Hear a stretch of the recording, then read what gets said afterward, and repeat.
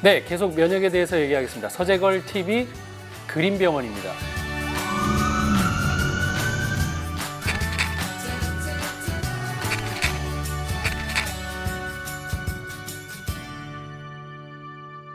오늘도 그림과 모형으로 아주 쉽게 설명하려고 하는데요. 면역은 크게 두 가지가 있는데 속에 있는 면역, 등에 있는 면역. 오늘 얘기할 건 속면역에 대해서 얘기하겠습니다.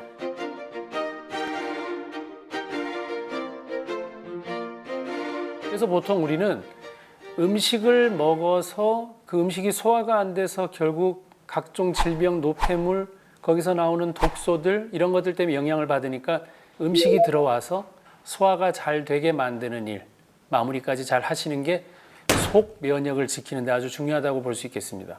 보통 우리가 여기 입에서부터 이렇게 관이 있죠. 항문까지 연결된 관을 제가 한번 그려보도록 하겠습니다.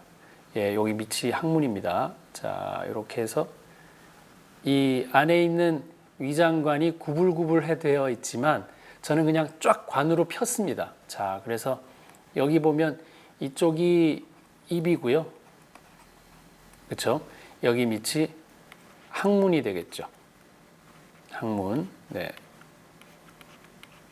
네, 좀 늘어가고 있습니다. 자, 그래서 여기 척추에서 신경이 이 위를 조절하고 척수에서 신경이 나와서 이 앞에 있는 소화기관을 조절한다고 생각하시면 됩니다. 자, 장을 조절합니다. 자, 그래서 입에서 음식이 들어왔을 때 입으로 들어오면 입에서는 탄수화물만 주로 분해를 합니다. 위는 탄수화물을 분해하지를 못합니다. 왜냐? 입에서 나오는 침이 거기에 들어있는 탄수화물 분해 효소가 아밀라제라고 있잖아요. 예, 그게 탄수화물을 분해합니다. 근데 여러분들이 바쁘시고 또 뭐 빵이나 이런 것들 급하게 드시면서 전부 다 음식을 삼켜버리기 때문에 침이 하는 역할들을 이미 다 상실하고 위에다가 음식을 내려보내 버렸죠. 그러면 위는 이 탄수화물 분해를 못하고 어떻게 분해를 하느냐? 예를 들어서 우리가 손빨래로 얼룩을 엄청나게 없애려면 얼마나 오래 걸리겠습니까? 하지만 세제를 딱 뿌리면 그 얼룩이 감쪽같이 없어지겠죠. 그 세제라는 그 효소 얘기가 침이고요. 손빨래는 위가 계속 이렇게 음식을 움직여야 된다는 거죠. 그래서 위가 근육을 너무 많이 써서 정지되고 떨고 있는 걸 위경련이라고 합니다. 그리고 이 음식을 막 계속 움직이다가 지치면 아래로 내려가지 못하면 위로 올라옵니다. 그걸 역류라고 합니다. 그래서 식도에 역류돼서 염증 생겼다. 그게 역류성 식도염이죠. 그럼 저는 역류성 식도염 환자들을 많이 보는데 역류성 식도염 있으면 어떻게 합니까? 위산이 거꾸로 올라갔다. 그래서 위산을 억제시키자. 보통 이렇게 치료들을 많이 하고 있습니다. 하지만 근본 원인은 여러분들이 탄수화물을 씹지 않고 그냥 넘겼기 때문에 생기는 일입니다. 그럼 치료는 씹어야 되겠죠. 근데 제가 누굽니까? 여러분들이 씹지 않을 거라고 이미 제가 생각하고 있습니다. 그러면 씹지 않는 사람한테 뭐가 필요한지를 오늘 알려드리려고 합니다. 바로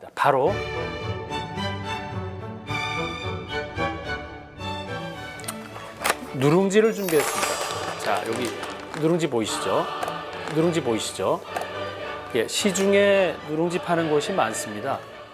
4,000원짜리는 일반미, 6,000원짜리는 현미로 되어 있습니다. 어찌됐건 이 누룽지에 들어있는 성분이 탄수화물을 좀 녹여주는 역할을 하기 때문에 침을 죽어도 썩기 싫다.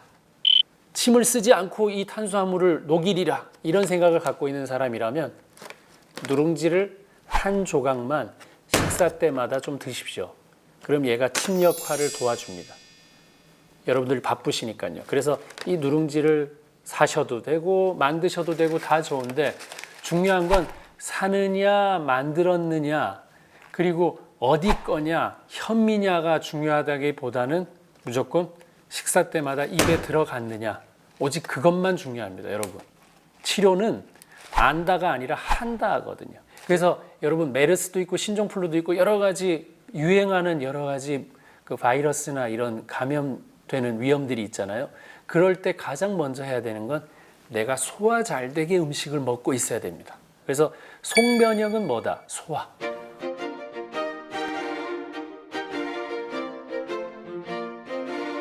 자, 두 번째 단계, 그럼 위에서 어떻게 해야 되느냐? 근데 이제 위에서는 위산이라는 게 나옵니다. 위액이죠. 예, 위는 주로 뭘 분해한다고요? 단백질을 분해하는 곳이다.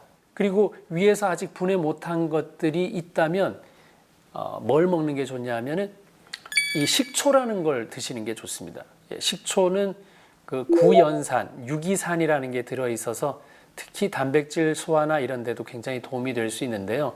식초를 먹는 방법은 밤 늦게 먹는 게 아니라 날이 좀 밝을 때 소주잔 있죠. 이 소주잔이 한 50ml 정도 되는 잔입니다. 그 식초를 10ml를 넣고 나머지 물을 넣어서 희석시켜서 그걸 50cc 한 잔 정도 먹는 게 도움이 되고, 또 속이 쓰리신 분이 있기 때문에 기본적으로 음식과 함께 드시는 것 기본적으로 좋습니다. 만약에 샐러드로 먹는다면 우리가 아시는 것처럼 올리브유하고 발사믹 식초 있죠. 샐러드하고 같이 먹는 것도 역시 오전 중에 또 낮이나 밤에 먹는 거는 좋지 않습니다. 만약에 식초가 조금만 들어가도 쓰리고 불편한 사람이 있다면 조청을 1g 정도, 티스푼 1g 정도를 드시면 좋겠고, 저는 개인적으로는 이 지방질 소화를 위해서는 담즙이 잘 나와야 되는데, 담즙을 잘 나오게 하는 물질 중에 하나가 바로 울금 안에 들어 있습니다. 여러분, 그 칼의 원료가 되는 그 울금을 가루로 된 걸 한 하루에 1g에서 한 3g 정도 먹는 걸 또 추천을 드리고 있습니다.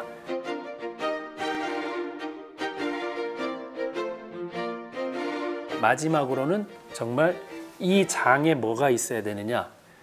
핵심입니다.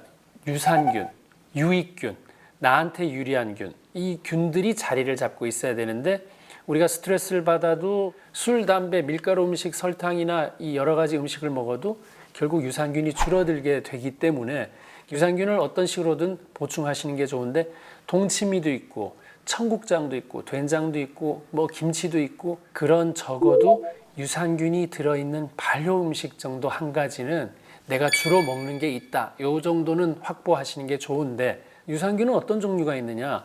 단순히 동치미에 있는 유산균이 전부가 아니라 김치를 분해하는 유산균 따로 있고, 고기 분해하는 유산균 따로 있고, 소장에 사는 균 따로 있고, 대장에 사는 균이 따로 있습니다. 그림으로 제가 말씀 한번 드려볼게요. 보통 이 소장을 제가 이제 이렇게 해서 그렸다가 여기가 이렇게 볼록하게 나와서 대장이 시작되는 곳이 있습니다. 자, 이렇게 해서 대장을 제가 이렇게 크게 한번 이제 그렇게 물음표로 됐다고 제가 말씀드렸죠. 그래서 이렇게 해서 제가 대장을 계속 그려보겠습니다. 자, 이렇게 해서 직장이라 그러죠. 똑바로 생긴 장. 이렇게 해서 항문으로 내려가는 건데요. 여기 보시면 소장에서 대장으로 넘어갈 때 소장에 있는 균이 대장으로는 넘어가면 잘 안 됩니다. 넘어가서는. 그래서 여기는 밸브가 있습니다. 함부로 못 넘어가라고 그냥 벌어져 있으면 계속 흐르니까 뭐가 지나가고 나선 다시 닫혀야 되겠죠. 그래서 거기 소장과 대장은 이 막아내기 위해서 음식물은 뭐 쓰레기는 넘어오더라도 균들은 함부로 출입 못하게 막아놓은 거고, 여기 이제 우리가 맹장이라고 알지만 실제 이게 충수돌기죠. 맹장은 막힐 맹자를 써서 여기가 맹장인데요. 이 충수돌기가 유산균 사는 곳이라 소장에서 대장으로 넘어오는 균을 여기에서 저장하고 있는 유산균이 뿜어서 억제를 시키는 곳이거든요. 그래서 여러분들이 이런 다양한 균들을 다 섭취하기에는 김치 종류 한 가지만으로는 사실 좀 부족합니다. 네, 그래서 질병에 따라서 다양하게 균을 같이 섭취할 수 있는 방법을 선택하는 게 역시 좋습니다. 그래서 이렇게 입으로 들어오는 음식이 항문으로 나가는 이걸 바로 속면역, 장면역이라고 하고요. 그래서 올바르게 흡수시키려면, 속면역을 튼튼하게 하려면 마지막 수비수가 유산균이 가지고 있고, 그 유산균의 먹이가 채소를 아주 잘게 썰어 넣은, 그래서 삶아서 갈아서 먹는 해독 주스나 이런 것들이 도움이 될 수가 있습니다. 그래서 오늘 이 얘기 드려서 속 면역을 잘 지켜서 면역을 아주 강화시키는 여러분들 되시기를 바랍니다.